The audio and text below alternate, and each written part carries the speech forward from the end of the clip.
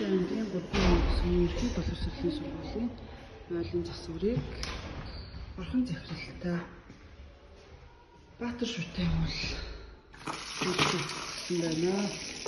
За засварыг 2024 оны 3 сарын 1-ээс 9 сарын 21 хүртэлх хугацаанд засварыг хийж дуусгасан байгаа. Ингээд дээд давхрын огтын нойлмын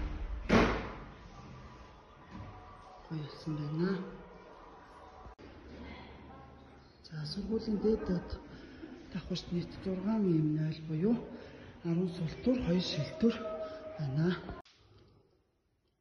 За дотор баримт маань дүүштэй байгаа.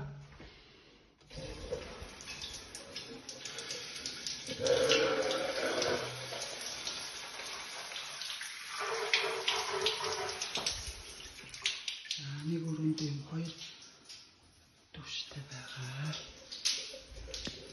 Нийт дотор баримт 2 шошуугийн өрөөтэй, 6 нойлын өрөөтэй гэсэн байгаа. За гадна талд бол 20 тонны ёнкс ингэж ухаж болсон байна.